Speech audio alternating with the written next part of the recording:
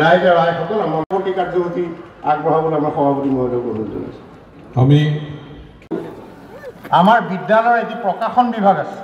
মাননীয় মন্ত্ৰী মহোদয়ৰ জ্ঞাতাৰ্থে জনাওঁ, মাননীয় মন্ত্ৰী মহোদয়, আমাৰ বিদ্যালয়ৰ এটি প্ৰকাশন বিভাগ জামুগুৰি উচ্চতৰ মাধ্যমিক বিদ্যালয়ৰ শতবৰ্ষৰ অনুষ্ঠানত আহি অত্যন্ত ভাল লাগিল। ছাত্ৰ ছাত্ৰীসকলক লগ পালোঁ, শিক্ষক শিক্ষয়িত্ৰীসকলক লগ পালোঁ, প্ৰাক্তন শিক্ষক শিক্ষয়িত্ৰীসকলক লগ পালোঁ, সকলোৰে লগত মত বিনিময় কৰিলোঁ।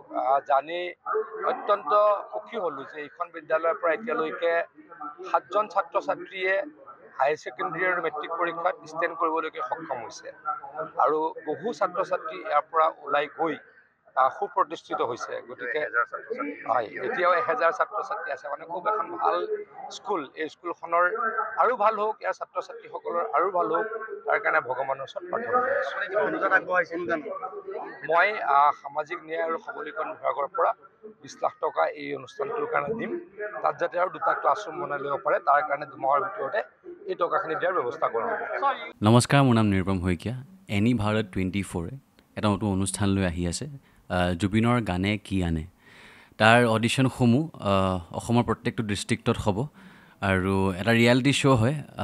আপোনালোকে দিয়া ফোন নম্বৰ যোগাযোগ কৰিব পাৰে আৰু আপোনালোকৰ ওচৰলৈ এনেও গৈ আছে তেওঁলোক, আৰু আশাবাদী যে আপোনালোকে এই অনুষ্ঠানটোত ভাগ ল'ব আৰু আশা থাকিল যে আমি খুব সুন্দৰ সুন্দৰ গায়ক দেখিবলৈ পাম।